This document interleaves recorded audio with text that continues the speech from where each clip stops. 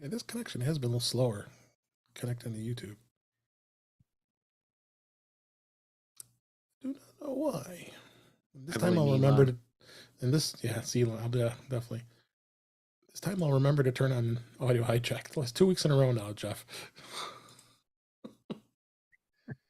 2 weeks in a row here.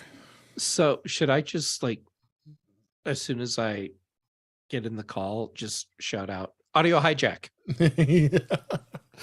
I only missed 2 minutes, so it wasn't so too bad last week. Yeah, I mean, we literally need to put like a rogue amoeba in front of his face. Yeah. 2 weeks, 1 time's okay. 2, it's a little crazy. Do you want me to run a backup, David? No, I'm good. Okay. Let me toot it out. Right, but Yeah, I got to bump the notes too. Tweeted it. Guess I'll tweet it. What, are you ashamed of us? No, I'm ashamed of Space Karen. That's the problem. Twitter. Maybe you should be ashamed of it. Okay, I didn't put a space between Ben's name there. That was smart. Now we got it. One more.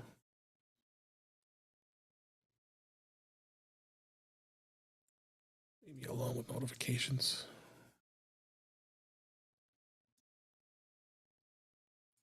All right, those are out. Talk amongst yourselves. All right, I'm going to share a stupid confession. Uh-oh. Ben. Yes. You know how on the Big Show you've been periodically putting up the Terminator background? Mm-hmm. Because of where you're sitting, it wasn't until today when you did this kind of like that for a second, and I could clearly see the Terminator. I had no idea what the background was behind you at all. You mean the chat CPT representative? Yes, the chat GPT representative. Yep, I had no idea what the image was. It just, all I could tell was that it was this kind of dark post-apocalyptic kind of maybe Game of Thrones sort of, I don't know, kind of image. Had no idea what it was until today. And then I'm like, oh, T800 Terminator. Yeah. Then when I saw what it was, I'm like, oh, that's really clever. Yeah. All right, almost there.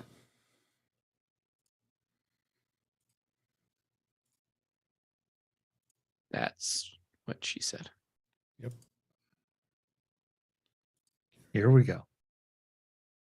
That's also what she said. You're sharp, man. You're sharp. Mm-hmm. She said that too. Good. This is pre-show. Oh, really? This isn't part of the show? Yeah. All right. Let me get that going. Wait, you record this stuff? I'm out. Oh, yeah. I object. All right. You guys ready? That's what she said. Yep. Oh, audio hijack is recording. So you now have a new ringtone for Chuck. Yeah. Or alert tone. Every time Chuck sends you a message, your phone needs to, in his voice, go, that's what she said. Yeah. Oh, boy. Oh, my God. Also, if you do that, please send me the sound clip so I can use it too. Yeah. Oh, good. I'm now famous. Or underpants. Mm. Okay. Let's do it. It's 2:38 in 5, 4, 3, 2. Welcome to episode 238 of In Touch with iOS, the show that talks about iPhone, iPad, Apple Watch, Apple TV, and related technologies. I am your host, Dave Ginsburg, and got a couple great guests this week. Ben Rothick is here. How you doing, Ben? It's been a while. Glad you're here. I'm pretty good, Dave. How are you? Doing well. Glad you made it on. So we got lots of great stuff to talk about. But we also have Chuck Joyner here from Mac Voices. How you doing, Chuck? Glad you're here. I am doing great, David. I'm sleep deprived and a little giddy, and so life is good. Yes, we could be giddy. There's a lot of stuff we're going to talk about tonight. And last but certainly not least, Mr. Jeff Gammon is here. How you doing, Jeff? I'm doing all right. And the fact that Chuck is giddy makes me incredibly happy. We'll need to take advantage of this. Yeah, we will. We will. Maybe sorry, Jeff. You might be. So we got some news this week. Apple did this thing called, they announced a HomePod, which just threw us all off. We are going to have a new segment this week, In Touch with Mac, because they did announce some Mac stuff, so I just couldn't ignore it this week, and lots of other great conversation. But let's go ahead and just start, and as I always do, talk about some of the news stories of this week. First story was the Apple TV expects you to have an iPhone in order to accept its new iCloud terms and conditions. A viral tweet had sent out on highlights of some really frustrated people that were actually saying that the Apple TV software was actually telling you to get your go grab your iPhone and approve the new terms and conditions. So you had to do it on your Mac, and you also had to do it on your iPhone and your iPad when the terms changed. And I guess this article was since updated, and they provided a workaround that you can fully sign out of iCloud and back into the Apple TV, and will prompt you the terms conditions screen, which can be just accepted on that device. Very strange. Why, Apple? Why did this happen? I have a question, and I'm asking because I haven't had time to do a lot of research into this. Mm-hmm. Is it possible that you're getting this dialogue if you already have an iPhone, or is it for everyone? It was because Apple knows if you have an iPhone. Yeah, it does, but it also, because I do recall by doing this, I had, and I'm used to grabbing my iPhone anytime you got to do something on the Apple TV, but I'm perplexed, and the article really doesn't say why Apple did this or why this has been happening. It's well, if people that don't have iPhones are seeing this dialogue, then I see that as a serious problem and a bad design choice. Right. If you do own an iPhone, which Apple knows if you do, then showing you this dialogue, to me, that it's not a big deal. Yeah, I mean, it's not a huge deal, but it went out viral. People really doing some complaining because people have nothing else better to complain. So, hey, what do you guys think, Chuck? Well, I guess two things. First of all, you mean there are people that don't own an iPhone? They own something else? At least anybody that's listening to this show. Yeah, but the other thing too, I mean, Jeff asks a really good question that I don't have an answer for, but I almost have to wonder how or why. I mean, and this is a serious question. How many people out there would invest in an Apple TV that didn't have an iPhone, that aren't already in the Apple ecosystem, that wouldn't go for a Roku or a Chromecast or another streaming device? That just kind of baffles me. I mean, I'm sure they're out there for some reason. I just don't know why. Yeah, I have the answer. Oh, you do? Oh, good, okay. Ben, go. Good. So, being sick of dealing with Fire TVs, I replaced all my mother's Fire TVs with my hand-me-down first generation Apple TV 4Ks and HDs. Nice. Well, about 4 months ago, my mom let my nephew borrow her iPhone, and it ended up getting lost. Oh, what's wrong with people? Okay. Yeah, but since she does not have her iPhone right now, fortunately, when she gets another one, I have an account of her set up on my MacBook so I can sign into it. And since she doesn't have it right now, her account on the Apple TVs has a persistent update the terms notification. And needs that iPhone. Oh my God. Yes. And yeah. Oh, okay. Lordy. All right. So there's a good reason. There's a good reason. Which is shouldn't be hopefully somewhere in my sister's house. I have very rarely but I have run in occasionally to someone who has an Apple TV but no other Apple devices because they hate the interfaces for the smart TVs and the other streaming devices so much that they got an Apple TV because they preferred that interface. There's, I mean, that's it. There are a couple good reasons there. And I think one more thing that seems to be happening, although now with there being an Apple TV app, it's not quite so likely. But I think there was a time there that for some of the TV shows that Apple TV Plus was bringing out that were only available on an Apple TV, that might have been, a reason, or people never understood that there was an app. That's a rather costly misunderstanding, but it could happen. Well, regardless, the fact that you have to do this, or this is what you're presented with, I think is bad. Yeah. Oh, great. I mean, it's kind of like with YouTube. When you're authenticating when you sign into your YouTube account. I've got a premium account. You have to sign in, and then you got to go to the YouTube app, or I'm sorry, not YouTube, like your Google account. You're trying to sign into your Google account, and then it wants you to go to the YouTube app, or it has to be on your iPhone or your iPad in order to authenticate. So Google kind of does the same thing in that sense, but this one's a little extreme, especially with the Apple TV to do it. I mean, I have all those devices. They are never far from my sight, and I find it a pain in the butt. Yeah, agreed. Let's go and move on. Next story. I'm so excited about this. Ted Lasso season 3 confirmed for spring of 2023 as Apple TV Plus unveils a dozen new original series. Apple TV Plus presented at the Winter TV Critics Association press tour, unveiling much of the shows that are going to be out. They have other shows besides Ted Lasso. Shrinking, which is a new comedy that's actually from Brett Goldstein and Bill Lawrence, the folks from Ted Lasso. It's going to have Jason Segel in it, which in fact Harrison Ford's even in the show. I bet this show is going to be a big hit. This looks pretty interesting. Also have Dear Edward. It's a drama with Connie Britton. And there's a lot of other shows that look really good.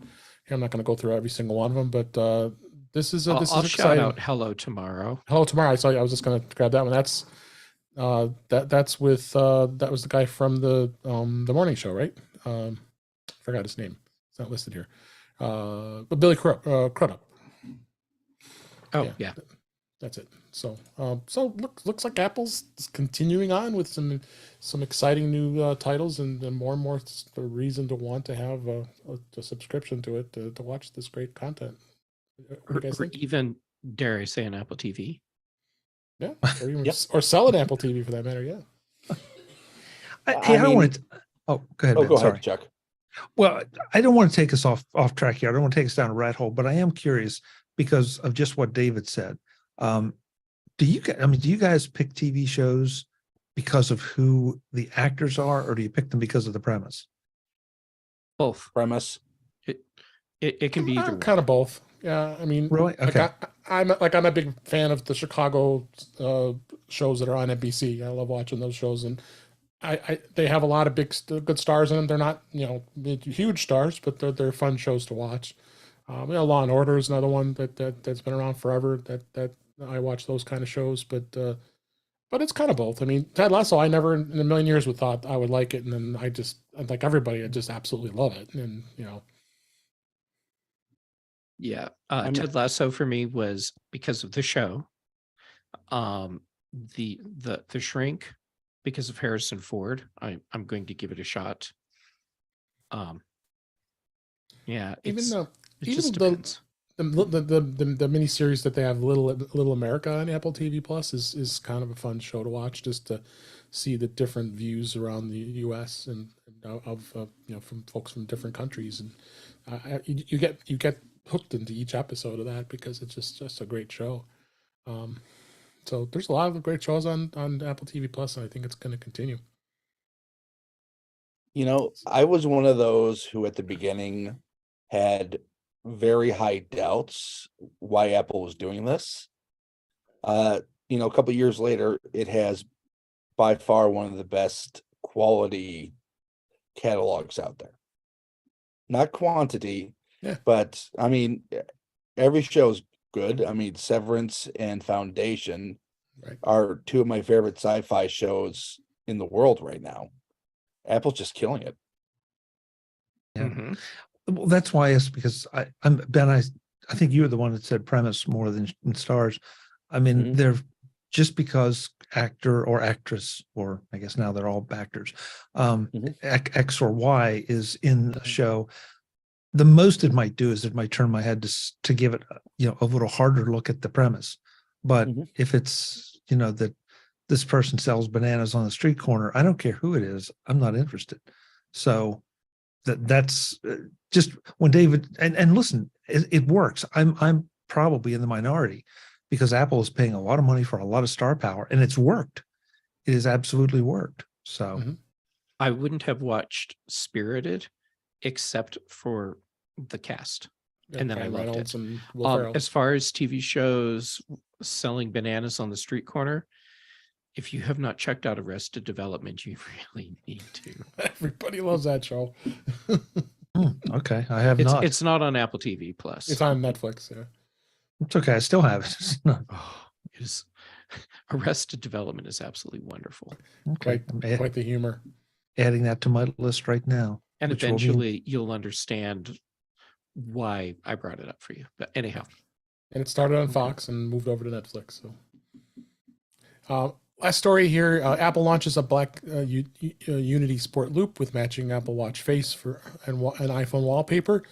Apple did release a new special edition Black Unity Sport Loop Apple Watch band in celebration of Black History Month. Band comes as part of Apple's wider commemoration of that, as well, where the company plans to highlight and curate some of the content celebrating Black culture and community. And it's great to see that Apple does this kind of stuff. They do it for all the different groups, and it's fun. And actually, it's a nice looking watch band, honestly. I'm glad they do these kind of things. And then they did actually offer it in the sports loop as well as the I believe the solo loop too. So you can check that out, and not a bad thing. Any comments on that? Fantastic cause, fantastic product. Yeah, they all fit. Kept the news light this week because we've got some pretty heavy topics. So let's first hit on beta. iOS 16.3 RC release candidate is out. It came out this week, and Apple released it out to both developers and to the public beta.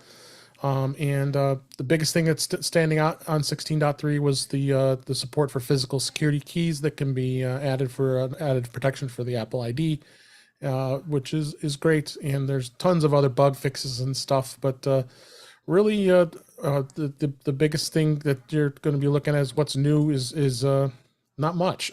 Honestly, 16.3 is a definitely not a big hit as far as what to expect. Again, we'll talk about HomePod here in just a minute, but yeah, the HomePod handoff prompt, I'll be curious to see if that even works, because things on HomePod in itself haven't really worked that much. But yeah, really, it's not a huge update. 16.3. We've been talking about it for a number of weeks since it's hit in beta, and I don't really see much else. You guys, any comments about that? It's more like iOS 2 or 16.25. Yeah. It's basically for the new hardware, which we'll be talking about in a bit, and security keys. Both are good little updates, but the key is on little. Yeah. The HomePod 16.2 is going to be out, and I saw Ben, you've been doing a lot of tweets on social media talking about the temperature sensor and stuff on that. Why don't you hit on that a little bit? Apple did announce that it's going to have humidity and temperature sensing on the Mini, and and Find My and auto tuning. So they have added some enhancements on that. Sounds like you've been beta testing it, so you had some. Yep, I got the release candidates downloaded pretty early yesterday. Mhm. just kind of wanted to see if the update would turn it on, since the hardware product we're going to be talking about a bit isn't released till February. Lo and behold, it's showing both temperature and humidity for both my HomePod minis. Great, great, and it works. Yeah, it works great. And Okay. I mean, it's just a free little update. And so then the update went pretty quickly. I'm assuming you had to force it, like we always expect to do. Yeah. I mean, Home OS. God, Apple, get yourself an actual application for this. But I know you Jeff's know, jumping here, but to give his view on this. Mr. Jeffrey, I cede the floor. I am actually excited for the official update to roll out so that I can get the temperature and humidity sensors working on my minis. One of the things that has annoyed me for years with HomeKit, the Home app, the Yes Lady, and thermostats is that if I ask any of my devices, the HomePod, whatever, what's the temperature in the living room, it can't tell me, even though it knows exactly what the temperature is showing on the Ecobee. With the sensors working in the HomePod Mini, I'll actually be able to say what's the temperature in whatever room, and have it give me close enough for indoors, because it'll tell you the temperatures between 68 and 69 degrees, or that's great. whatever. Yeah. So that's actually the bit that I'm excited about. I'm meh on the rest of it, because I'm at the point now where I expect every update that comes out is going to disappoint me. And that way I'm not more disappointed because they dashed my hopes. Yeah. I will say that I don't know if it's the reason that it gives that range in my video. I have a stereo pair. Right, so do I. Yeah, and it gives it shows each sensor individually.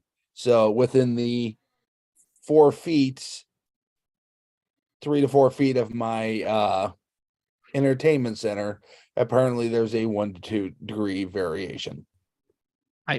I think it's actually just Apple being weird, and I accept that you may be correct, but the reason I'm questioning is because if I go into the Home app and I look at the interior temperature info that shows up in the app, as opposed to looking directly at the Ecobee, it never shows the actual temperature. It shows the that temperature range. Okay. Could some of this be a calibration issue?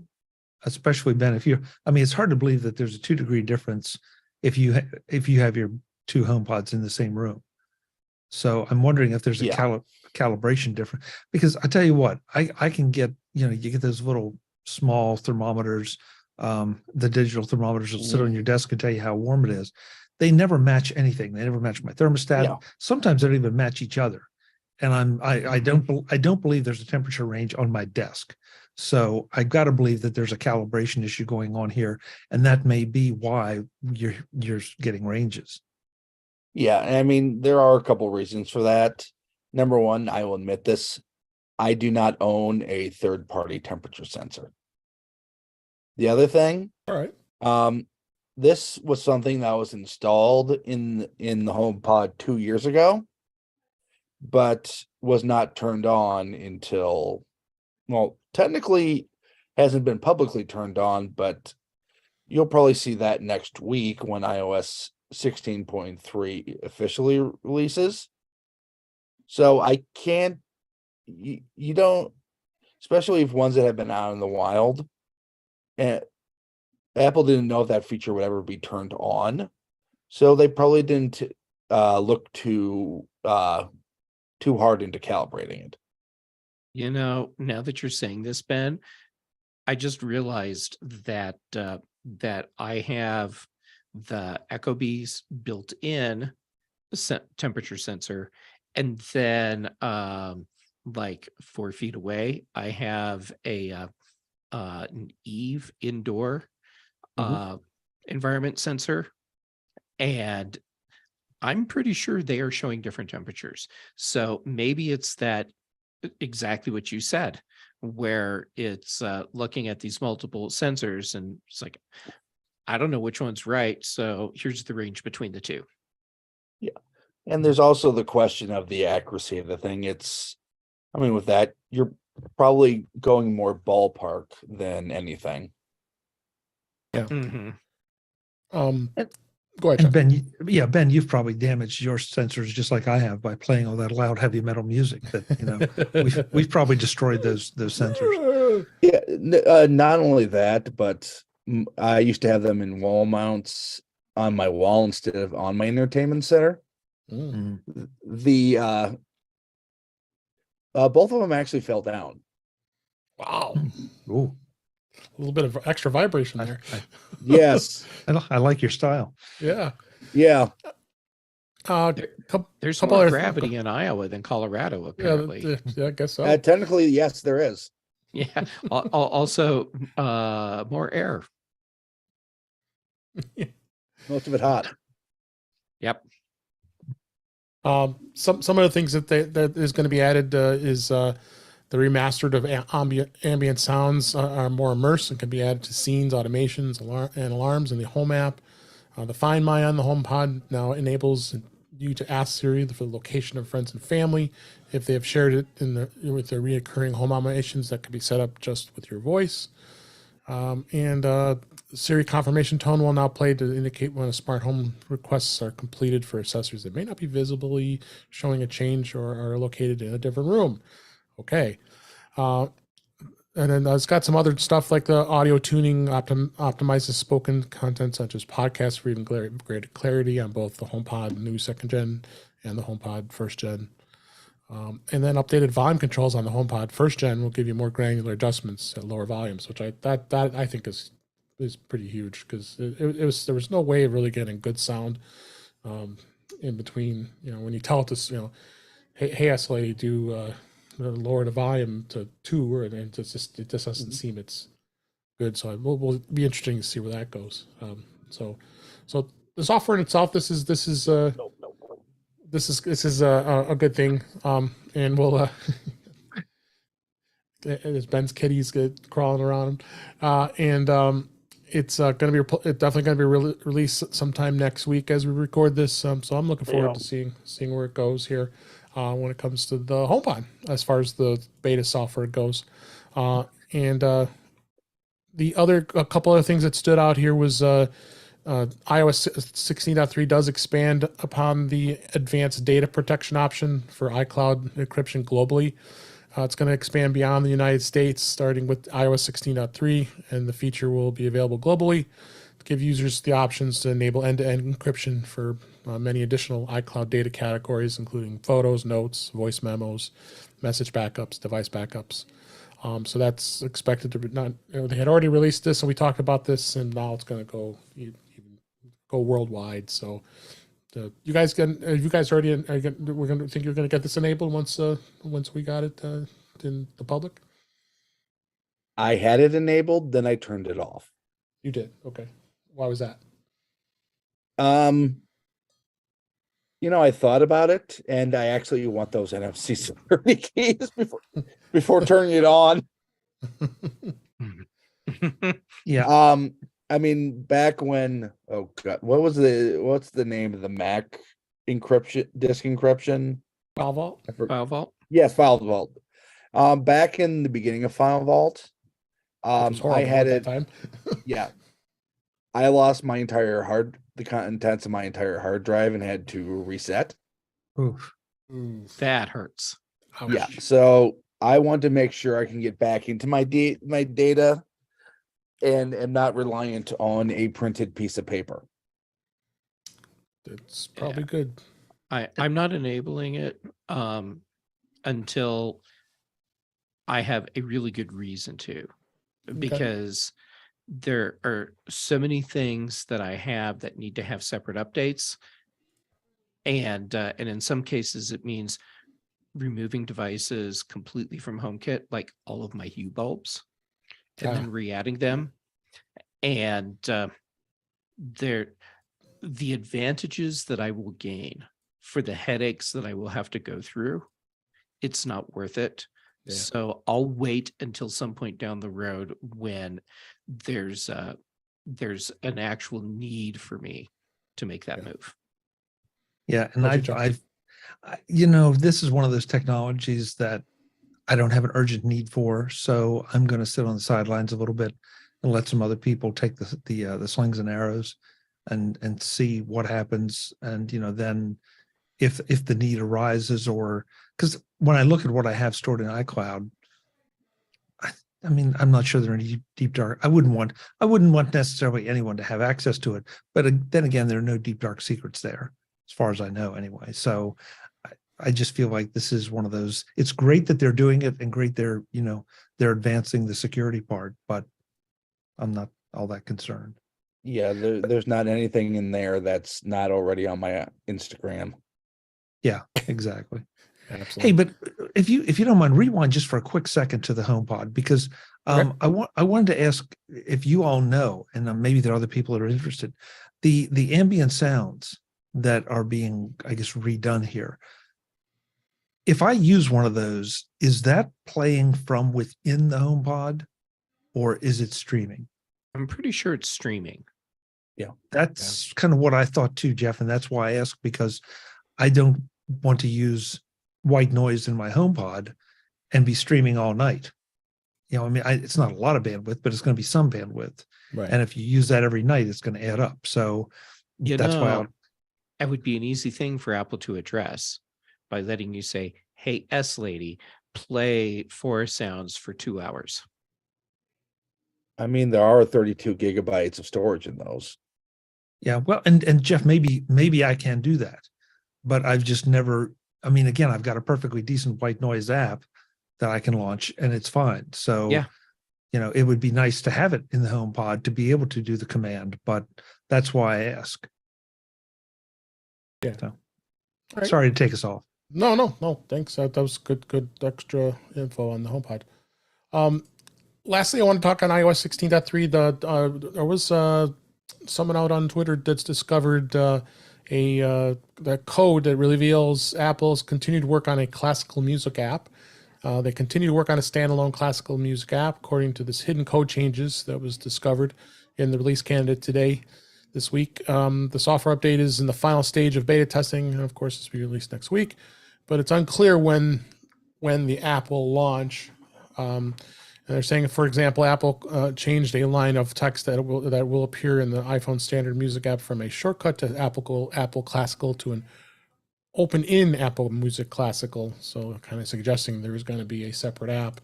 I think this audience, they acquired that service Primephonic in 2021. Geez, August of 2021, and it's taken this long for them to really get this going. So it's going to be interesting to see where that goes. And I don't know if you guys hear much of big classical music listeners, but there's a lot of them out there that. I am. All right, that's right, you do, Jeff. Yeah. No, actually, I've been excited for this. And on one hand, holy crap, Apple, you have all the money in the world. Does it really take that long to take care of this? On the other hand, doing the whole classical music thing right is crazy fracking hard, because the whole thing with naming, and then when you add in orchestras and venues and conductors and or soloists or whatever, or same orchestras, same conductor, different years, and then throw in the whole Herschel system, and holy crap, it is insanely difficult to make this work. So I get it, but at the same time, if any company should be able to make it happen faster and still right, it's Apple. Yeah, you would think that. So, Especially since they bought the company. yeah, exactly. I got a comment in the chat here at youtube.com/in touch with iOS. Brett saying that the HomePod already has a sleep timer command. I didn't know that. Have you guys used that before? I'm Googling right now. Yeah, I've not. I I don't doubt it, Brett. Yeah, I don't. Yeah, I don't. I mean, it's sort of a natural thing. You would think that they would. It's just that. Top hit of my Google search, Macworld article from 2019. Oh, there you go. So, I haven't tried it, so I can't see the way I'm not going to try it right now. So, but, okay. I'm reading this, and I had no idea. How did I not know about this? I've been doing the most ridiculous workarounds for my white noise stuff at night. I could have just read this Macworld article in 2019. Yeah, we'll put the link to that article you found in the show notes if you don't mind, and people can check that out. So it's that does have a sleep timer. Interesting. So let's move on to the biggest and one of two big announcements that had happened this week. Surprise of all of us. I mean, at least I was pleasantly and kind of perplexedly surprised that all of a sudden Apple announced a new HomePod. We've been talking about this for months, saying and speculating, is Apple going to ever come out with a new full-size HomePod to replace it? And they did. So they announced a new HomePod. It's the second generation. It's going to be available to order. It's already available to order as we record this. It's going to ship on February 3rd in select countries. It's going to be basically the virtually identical design as the full-size HomePod that was discontinued back in March of 2021, which I own 2 of them, and I believe the Ben does as well, and a few others here. It's going to have a backlit touch surface and mesh fabric interior, which we're used to on the old model. It now has a 4-inch high excursion woofer and 5 tweeters for 4 microphones, and now it has the S7 chip for computational audio and the U1 chip for the ultra wideband features like handing off music from an iPhone, supporting for spatial audio and Dolby Atmos. Speaker will be integrated with Siri and Matter support, HomeKit and other stuff. It's 6.6 inches tall, which I believe is a little shorter than the It's a tiny bit shorter. Previous model, as well as 5.1 pounds. I think that's about pretty close. A little bit lighter. Tiny bit lighter, but a little bit lighter. Yep. So the original HomePod was equipped with the A8 chip from the iPhone 6, where the new model has the S7 chip, which is the chip that's from the Apple Watch Series 7, which I have. The efficiency cores from the 813. Yeah.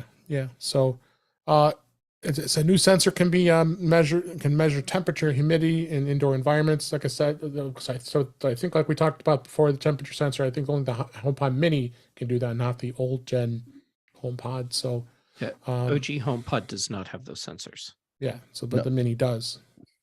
So I might be breaking out my Minis into different rooms so I could check some temperatures and sensors, right? Yeah. With the new HomePod, I do have to wonder if they almost had an S5 one ready to go, but the chip just wasn't. The S5 just wasn't reliable enough to be, or just wasn't powerful enough to be reliable in that setup. Right. Yeah. Maybe. I mean, the temperature and humidity sensors in it just seem kind of random to just be put in there. They had to be working with another product. Yeah, absolutely. Any thoughts, Chuck? Not really. I mean, I think the stats are all great. In my opinion, the proof is in the listening. I was reading an article at dinner tonight saying, that, well, this is going to be, it has inferior hardware to the original HomePod. And it's like, we don't know that. Yes. Well, they claimed it was inferior audio hardware, which, that's fine. We That's don't your know opinion. that. Yeah. Well, hey, I'm just reporting, Jeff, but you know, Yeah, I know. Yeah. I want to listen to it. I mean, that's Mhm. going to be the question. How good does it sound?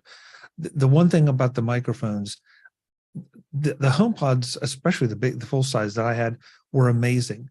You could be cranking Mhm. these things up at like, the top volume. A, they didn't distort, but B, in the midst of that sonic storm, you could say, "Hey, S lady, pause," and it would pause. I Mhm. mean, ah, the detection and understanding was just flat out amazing. And so that is going to be something that I'm going to be very interested in seeing how this shakes out. And for the price point, you know what? I mean, might be a little bit of a premium over some of the really serious upper end speakers, but I don't think it's really out of the price range. What I can't decide is whether everything else has moved up or this is, people have just gotten used to that kind of money to get quality sound. Yeah. I've got the Sonos Move as a comparable speaker between the HomePod, and I kind of like that Sonos a little bit. But the HomePod still has some amazing sound. I have it in stereo pair up above me here, and it does have some really good sound. We've had them since they've come out, and have always enjoyed them. I have them hooked up to the TV here on my Apple TV, and all the sound goes through them, and it streams. They stream really well with the Apple TV. You can give me a good quality sound. So yeah, it's gonna be interesting to see where it goes as far as how it's going to sound. That's the thing. You got that proof's in the pudding. You got to listen to it to see, is it something that you're going to like. Those who have the older model may still want to stick with it. I mean, it's it's not still $300 you got to spend on if you decide you want to go with it.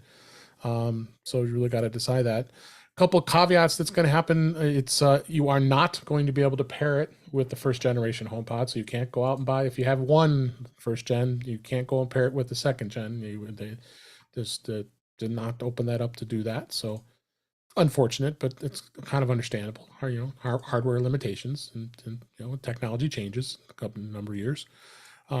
So it's it's definitely going to be interesting to see what goes on with it, and uh, we're going to hey, when it comes out, we'll definitely hear some more things about it, and see what happens.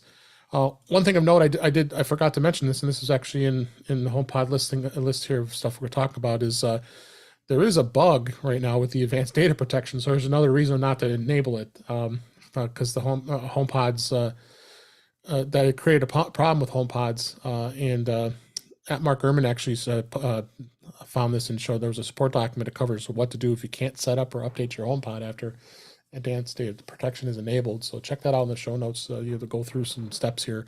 Got to restore the HomePod and all this fun stuff. So that'd be a reason there not to enable the advanced data protection for your HomePod. Dave, I have a couple thoughts that Please. I just want to share. Yes. All right. So first, the subwoofer. Yep. We don't know Yeah. if the subwoofer is any different from what's in the original HomePod. All we know is that Apple is saying that it's 4-inch. They never said what the subwoofer in the original is, so that may be unchanged. We're going from 7 to 5 tweeters. We're going from, what is it, 6 to 4 microphones. Mhm. Yep. We have to hear it before we know if the audio quality is reduced. My guess is that it won't be. Yeah. The other thing I'm And, I seeing mean, people. Oh, go ahead. Go ahead. I would say when it comes to the microphones, the difference in quality between Apple's microphones back when the original HomePod was released and the ones that are in my MacBook, my M1 Pro MacBook Pro. Mhm. These things have allowed me to get rid of an actual physical mic. Yeah. So yeah, they might be of so good quality, they only needed 4 for that effect. I'm with you. Yeah. I've seen some people complaining about the Wi-Fi in the new HomePod because it's N instead of AC. So they're looking at it as a step backwards. And on one hand, yes. On the other hand, my hypothesis is the long-standing bug in the HomePod where it would drop connections and would cause Siri to perform erratically, would cause music to stall or drop out. It's because it was on the AC Wi-Fi. And my guess is that in the end, Apple couldn't make that work reliably. So their fix instead was to do the workaround that everyone else is already doing, which is force the HomePod onto an 802.11n Wi-Fi connection. And the best way to do that is to not let it do anything else. I mean, plus, exactly how much bandwidth do you need to stream music? It's not Yeah. like you're downloading video files here onto your HomePod. N Yeah. is perfectly fine for what it does. It is. It's weird to see it in the specs because you look at it and it's like, well, that's a step backwards. Yeah, the bandwidth that you need, N is more than capable. To me, I look at it as Apple punting and saying, we can't figure out how to fix this problem, so we'll just engineer the workaround into the hardware. Lame, Yeah. but okay. Jeff, I'm channeling my inner Jeff Gammett. I just did a quick Google search, and according to an article in Wikipedia, the woofer in the original HomePod was 4-inch, but Apple did not specify the frequency range. Okay. So we still don't know if it's the same. Yeah. But it may very well be the same subwoofer. So, I mean, really, the only other like the biggest connectivity change is I'm looking at an article here in Apple Insider. For some reason, they're saying that it got a 2.11n for Wi-Fi for the HomePod 2023. That makes absolutely no sense. It's got to be at least AC. But with the ultra wideband and the Matter support, Bluetooth is the same. So really, connectivity has been much of a huge change. Yeah, well, like I was saying, I think the N is Apple just punting and trying to engineer around a technology or software issue that they couldn't figure out how to fix. Right. Right. Which is kind of lame, but whatever. So absolute surprise. I just was very surprised that they did it. I never thought that they would come back, but apparently that it did. And that kind of leads me to another topic I wanted to, there's an article here in the show notes here about Apple wanting to expand upon the smart home lineup, and they really want to take on Amazon and Google. They're working on a slate of devices from what the rumors are here, saying that that now they really see that there's some viable sales here in the smart home market, and they're even talking about potentially coming out with a tablet with attached to a wall with a touch screen and be able to do some of that stuff. We had been speculations of potentially an Apple TV with a screen on it at some point. So of course it's rumor, so you don't know what this is. It's all pure speculation. But this could really this release this week could really spark something that's possibly even more expanded on the smart home market. Apple's seeing some potential here. Don't you think, guys? Give me a home bar, give me a home sub, and allow me to, if you're not going to give me a home bar, allow me to use a third HomePod or HomePod Mini as a center channel, and the two in the back as back channels. Yeah. Yes. Full surround. I've wanted these HomePods to replace my old Sonuses completely for years. Mm-hmm. I'm hoping we finally get there. I'm hoping we finally get the announced with AirPlay 2 Beats versions as well. Yeah. There's no reason why we can't have that. unless Apple's market research says it won't sell. But You- then again, they just released a new HomePod based on a product that didn't sell very well. So what do I know? Well, Jeff, you took the words right out of my mouth, and this is where it gets dangerous for any of us to discuss what we want Right. because we're geeks. But on the other hand, with every, post-pandemic, with people seeming to be using or enjoying their homes more, this would seem like an opportunity. If you paired an Apple TV with 2 front home pods, a center home pod, and 2 minis for the back, for a I don't know what you could do with a sub, and maybe you don't need a sub depending on how good the woofers are in the new home pods. Yeah. Or maybe that could be an add-on later. But bottom line is, this they've got. It would seem that they have the technology in place to do it, Mhm. and so I would be right there with it, no question about it. And just one other thing, circling back around to the 802.11n. Mhm. That's all the connectivity that Sonos has in any of its products. Mhm. Good What point. is it? Is it correct that the new one's going to have N, or am I wrong? No, it's going to have N. Yeah. They- Also, I mean, so that, Apple Insider is right. I just didn't really. Okay. yeah, I mean, they never, that's all the S7 chip is capable of. And I mean, Okay, if I that's stand all corrected. if that's all the leader in connected audio has, it's got to be good enough. It's also what most of your other smart home devices are Yeah. using anyhow. Yeah. That's true. All right. Well, we'll see what happens when it comes out in a couple weeks, and I'm sure you'll definitely be hearing more about that as we hear others that get in our hands. I don't plan on purchasing one. I think my 2 old pods above me are just fine. Thank you. I'm Yeah, sure I mean, you guys those probably are think the good. same. There's no reason for you to replace those. I'm totally Yeah. talking over you. I'm so sorry. No. Yeah, Okay. if you already have the OG HomePods and they're working great, don't get the new ones. No reason. You know what? But I have to point out, Brett in the chat room, and I've been going back and Thanks. forth about that one of the features that is attracting him is the sound recognition, because he wants to be able to have it hear the sound of a baby crying. Okay, that's a totally valid thing. Yeah. Yeah, and I would completely overlook that feature, but that may be applicable to some people for different use cases that we're not aware of or haven't thought of. Yeah, I Yeah, mean the that's a Matter good point. support too. The Matter support. does Yeah, another Matter thing. support too. Yeah.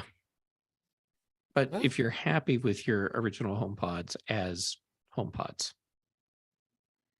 Or you can just move them into different parts of the house and expand your musical Yeah. enjoyment. or if you're thinking, geez, if only I had an inexpensive way to add Matter to this setup, just go buy a HomePod Mini and call it good. You can even stick it in the closet. It doesn't matter. You don't even have to really use Create it. a HomePod Mini pair. Yeah, there you go. Which, ironically, Jeff, that was actually my original plan for the HomePod Mini. Until Sonos was like, "Yeah, we're not going to do stereo support." Yeah, well, there you go. But I mean, talk about the cheapest way to get a HomeKit bridge into your setup and have Matter support. It's a HomePod Mini, because Good it's point. cheaper than buying an Apple TV. Good All right. point.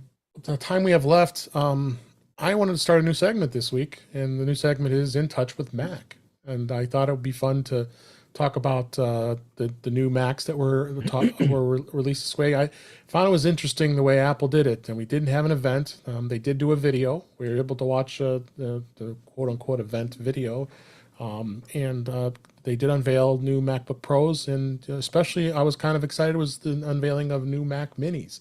You don't see that happen too overly often with their product lines. So let's go ahead and talk about this a little bit. So first off, Apple did unveil the MacBook Pro with the M2 Pro and the M2 Max chips. So it's pretty exciting with some of the things they did. They enhanced the battery life with 22 hours on a MacBook Pro, which is pretty insane. Wi-Fi 6E, not a huge deal. I don't think it's much of a big deal.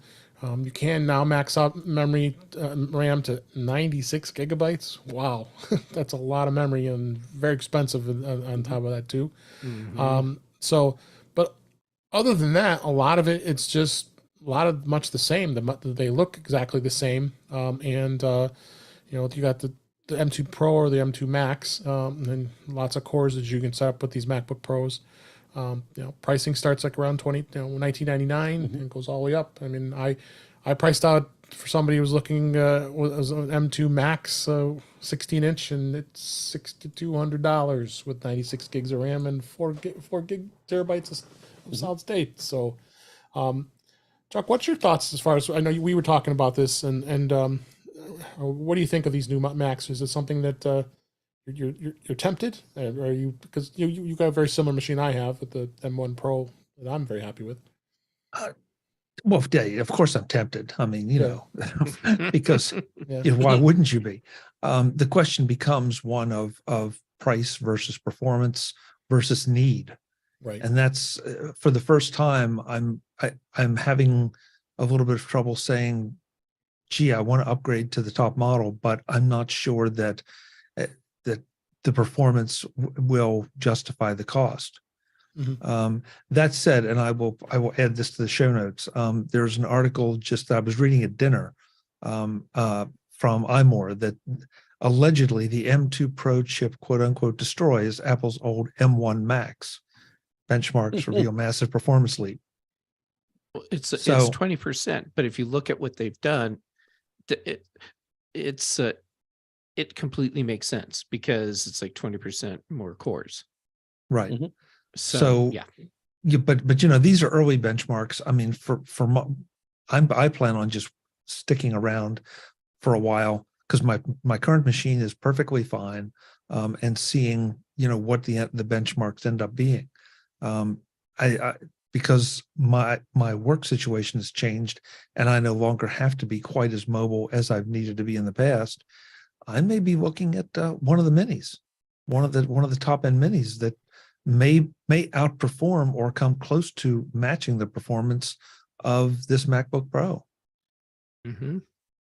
Oh, I agree with you. Ben, did you have anything to add on that?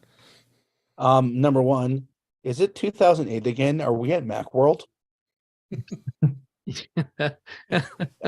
The other one, I mean, if you're still a holdout from the 2019 Intel MacBook Pro, or want something a little bit more than your existing M1 MacBook Air, or I mean, this will be a very good upgrade for you.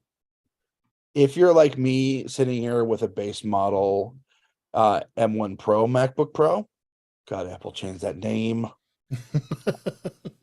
But I mean, I'm sitting here with a super fast, quiet machine with amazing battery life.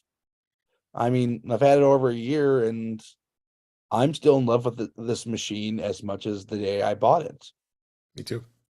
Yeah, it's,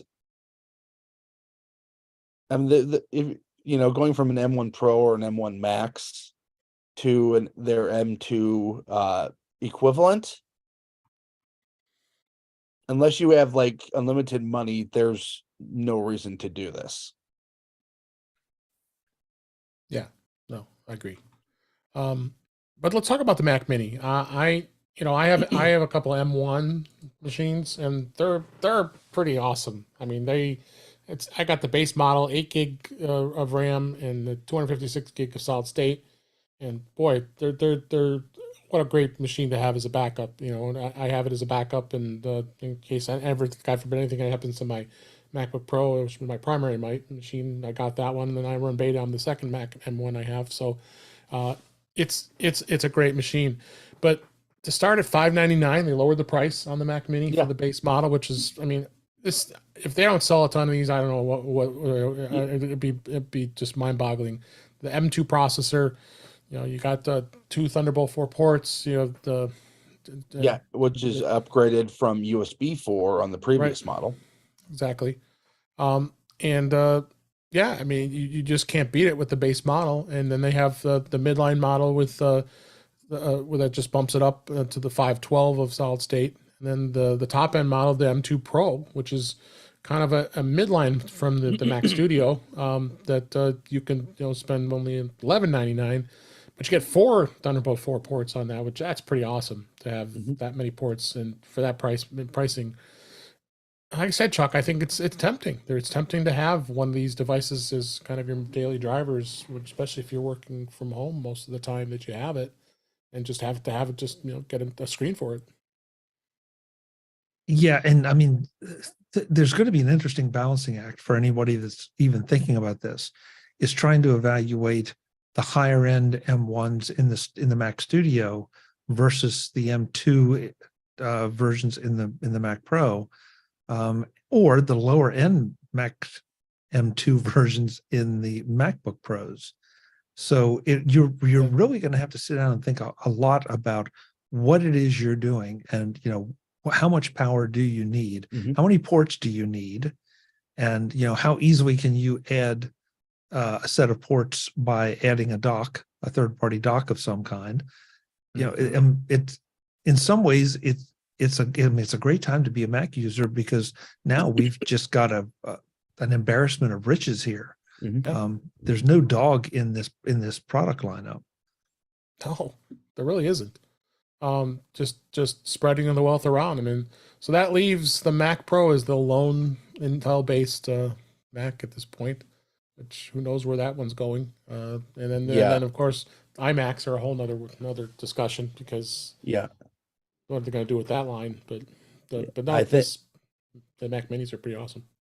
Yeah, I have to wonder with the Mac Pro and the higher end iMacs, if Apple hit a wall with how far an SoC can scale. That's possible. No, that's very possible. I think that's highly likely. Yeah. It wouldn't be the first time Apple engineered themselves into a corner. Yeah, it's really hard to say. You got a lot of people out there who do love their iMacs, and but is it a viable product? Yep. People want to have the. Go ahead. There's one other conundrum that you didn't bring up, which is, if you need a mobile Mac, how do you choose now for a lot of people between a MacBook Pro M2 and a MacBook Air M2? Yeah, that's true. Because do you need all that power on a MacBook Pro on M2? Does that MacBook Air? I've got one, is for work, and oh my God, the thing is a workhorse. It's super fast for a lot less money. Yeah, and as Ben pointed out, the people that are rocking the 2019 Intel, that's me. I priced out both the just a middle of the line M2 Pro and M2 Air, and the price difference is staggering. It is. And what it really comes down to for me is, on the go, do I really need a 16-inch screen, or can I get by with a 14-inch screen? Yep.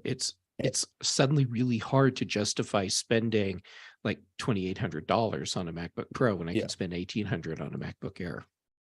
I mean, I will tell you this, Jeff. I have the 14-inch. My previous MacBook was a 16. I don't miss the extra real estate. But the one question for me between the 14-inch MacBook Pro and the 13.6 MacBook Air is the screen. The Air is going to be more than powerful enough for 95% of people. But I have a very good quality, high definition, regular LCD screen with an LED backlight right next to my MacBook. The mini LED screens in these are truly 95% OLED quality. They give you very deep blacks that make this very good screen next to me look like a cheap TN screen. See, that's a So, problem because now yeah, we end up spending more money on displays because we need more beautiful. But yeah. but I have to say, for unless you're doing very high graphics and computational stuff, the MacBook Air will do 95% of what the 14-inch MacBook Pro will do. It's a phenomenal machine. Yeah. Yeah. So you can see my conundrum. Yeah. Well, we've got a little time. Go ahead, Chuck. Well, yeah, I can't help but do this. You know, if this had been a month ago and we were talking about the M1s, I mean, I would have had, and I still honestly have very little hesitation in recommending to anyone an M1 iMac Mhm. or one of the M1 laptops, because for most people, that is going to be more than sufficient. Oh yeah, And- those are and- screaming machines. Yeah, and so we're all talking about let's hold out for an M2 based iMac, and it's like, okay, why? What is it that you're doing that you need that much power? I mean, I think it was Bob Loitis, famously stated, "You're the biggest you're the biggest barrier to productivity is the Yep. speed. The machines already outpaced us, and so we do have this lust. And I mean, speaking for myself, I do some video, and so the rendering speed is important for me. But and Jeff, I think you probably can run into some of that with some of the graphic stuff you do. Mm-hmm. But how much is it worth to you to not wait an extra minute, 2 minutes, 3 minutes, 10 minutes, 15 minutes? And that adds up. And that's a Yeah. very valid question. Yeah. Plus, with the Apple Silicon machines, you can have the base M1 do quite a few tasks on par or maybe even faster than a $10,000 Mac Pro. Mhm. You're not going to be at a loss for speed. No, you're not. It's It- I love that we have this problem. Yeah. Mhm. Yeah. I mean, at worst, do what some of us used to do. If you have something that's going to render out, let it render overnight and save yourself some money. Now, if you're doing that every night, then that's another matter. But if you do it once a week or once every couple of weeks or less, then it's just not that big a deal. I agree. Mhm. Yeah.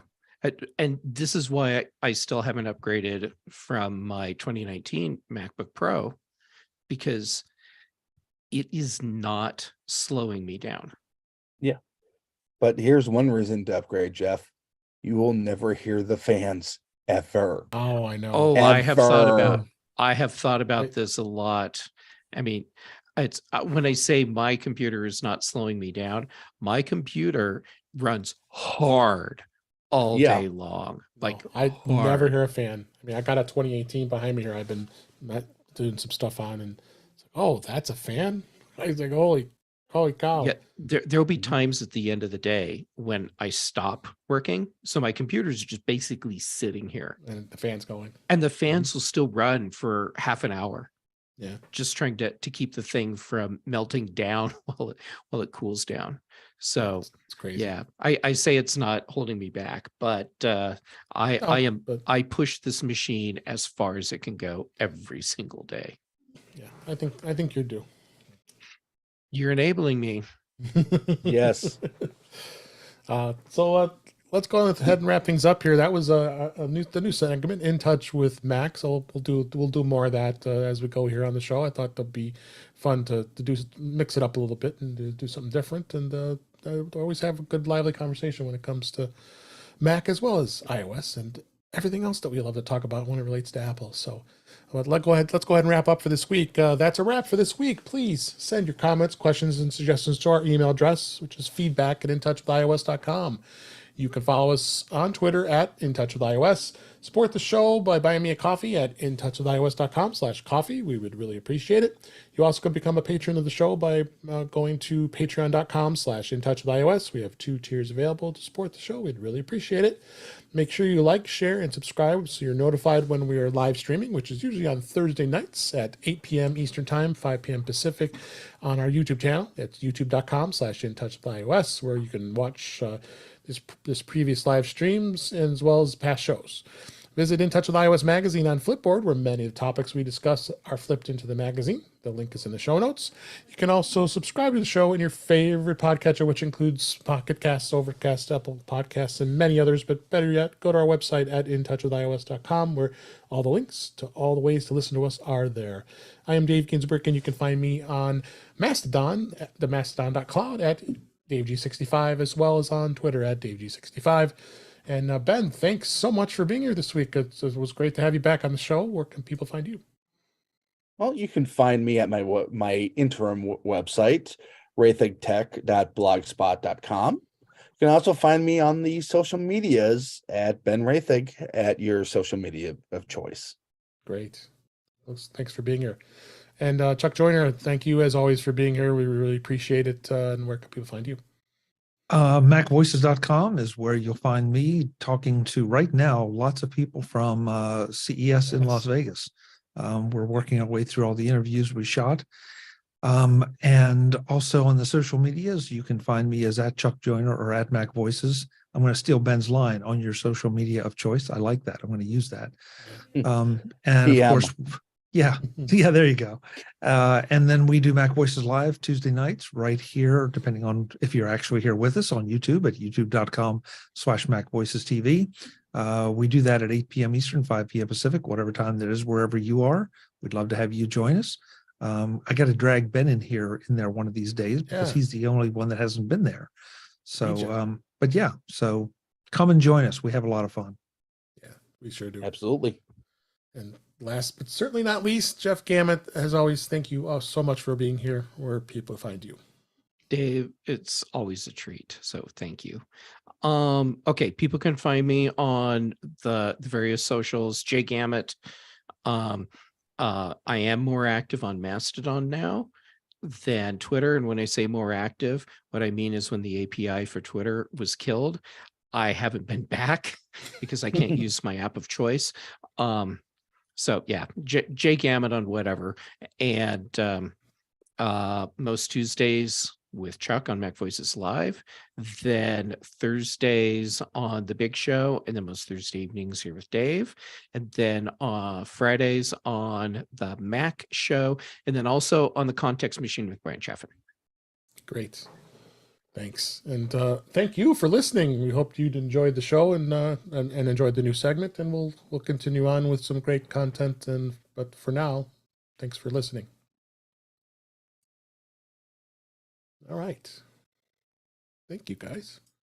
Yeah, nicely done. Nicely done. Yeah. Oh, yeah. You know, I am genuinely in this conundrum. Do I keep using my 2019 MacBook Pro because it's working? Sure.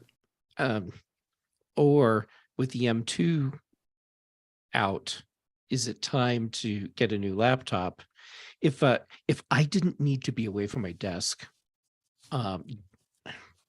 like ever, Mac Mini, then a Mac Mini, I wouldn't even think about it. I would just go buy a Mac Mini. But I really do need a laptop still. So, but Jeff, I'll tell you this from my own experience. When I got my MacBook Pro, I went from a very, very big desktop setup with two 24-inch monitors and a i5 Mac Mini connected to a Radeon 5500 XT with via Thunderbolt. This thing has more base power than that iMac ever did.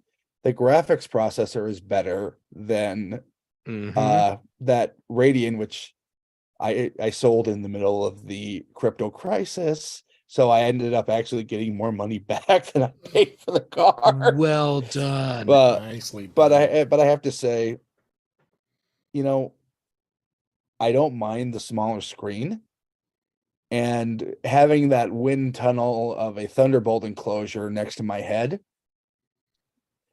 There's just something to be said for this thing basically behaving like it's fanless. Which is pretty cool. Yeah, Yeah. and I tend to run in closed lid mode all the time, Yeah. unless I'm away from my desk. And Right. yeah, for me, it would be unplug my my Thunderbolt dock cable from my MacBook Pro, set the new computer, whether it was an Air or a Pro in here, plug the cable back in, and other than installing a couple of apps, I'm done. It's Yeah. just up and running.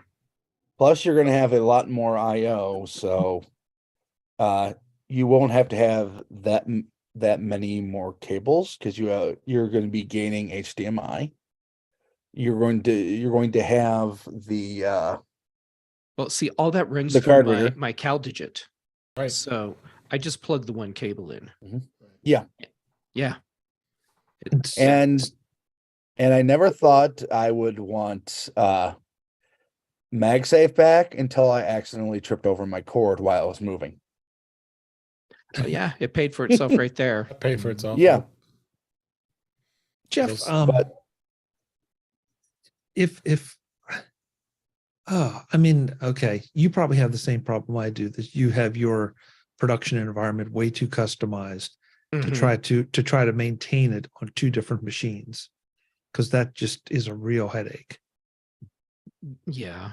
So you want that laptop, but I have not, because I haven't needed to. I haven't compared the specs to the M2, just the flat basic M2 to what you're running now.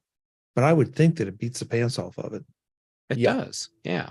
So, if you have the need, you can have a heck of a nice little machine, and you don't even, I mean, do you really even need the MacBook Pro model? Would the bottom line or bottom M2 be sufficient for you? So looking at the specs, and what it really comes down to is RAM and storage. So my bottom of the line there is 16 gigs of RAM, 1 terabyte storage. So that puts me in the middle of the road configuration on the machines, because the processors are the same at that point. Yeah. And it's like, yeah, I could just go buy an off the shelf, middle of the road MacBook Air or MacBook Pro, and I would have a machine. The Air would run circles around what I have today. Like, it wouldn't even be fair to compare them. No, it's not. No. Yeah. Well, it's either that or just run your Intel into the ground.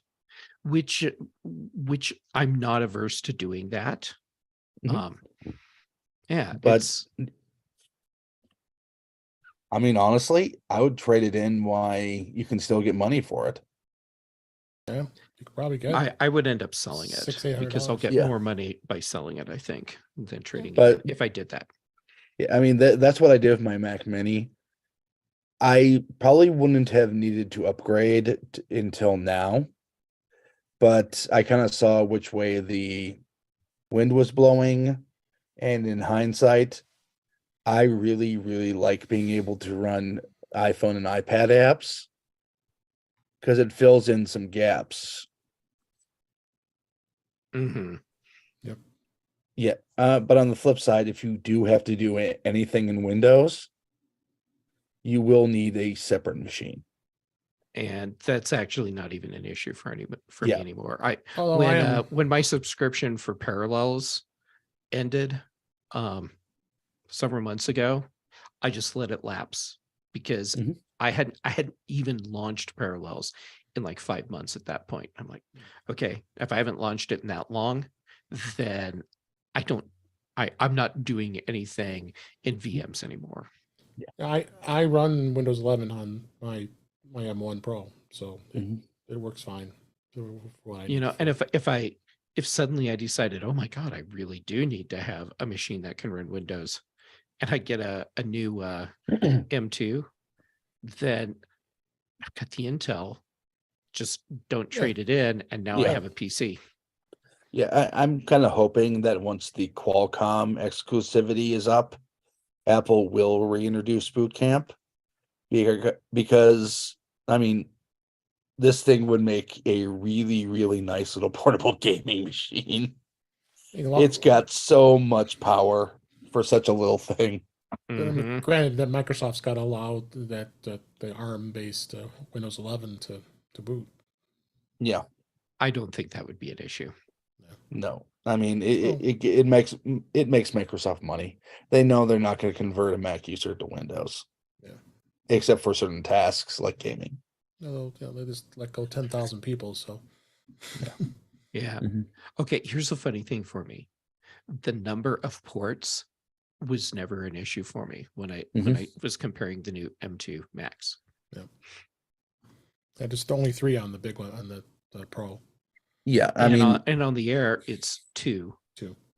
yeah. Which, if you're running it through a dock or a hub like Jeff is, it doesn't matter. I mean, I have Doesn't matter. I don't have it one, and I'm missing. I have multiple ports open.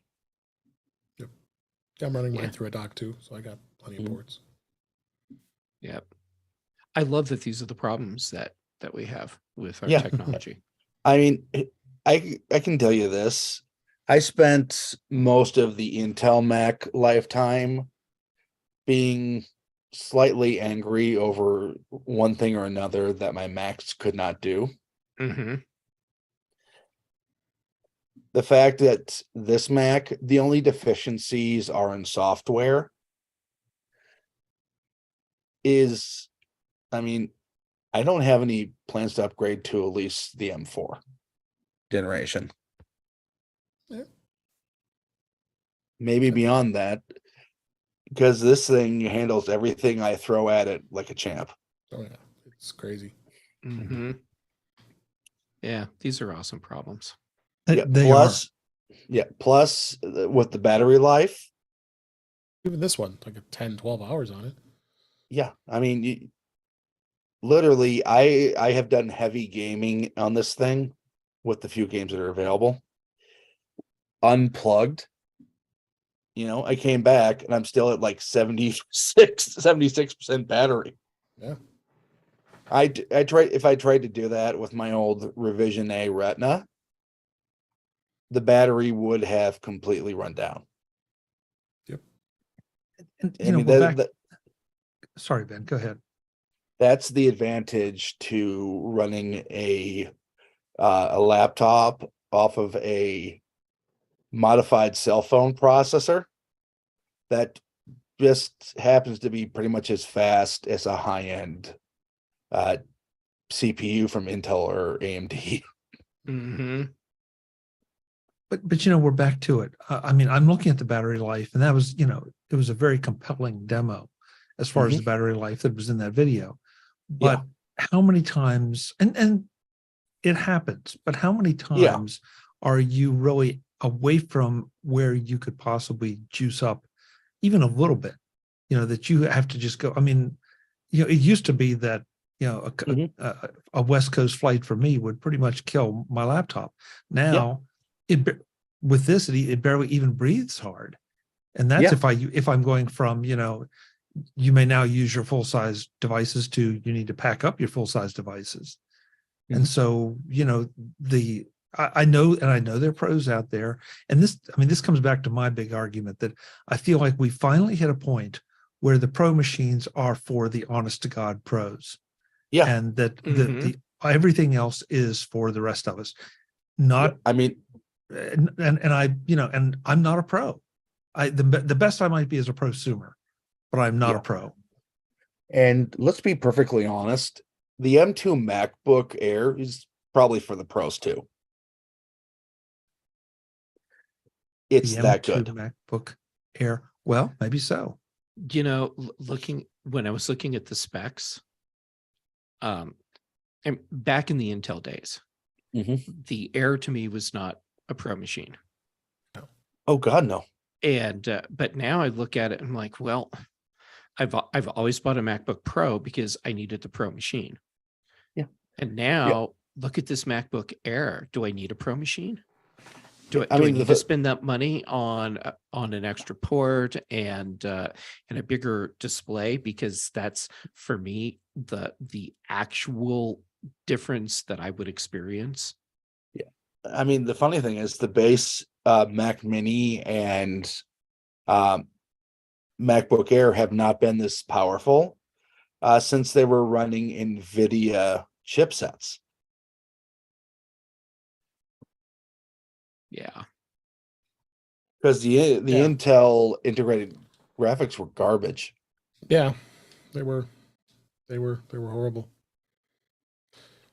I'm going to say goodbye to the live stream, everybody. Thanks for Bye, live watching. stream.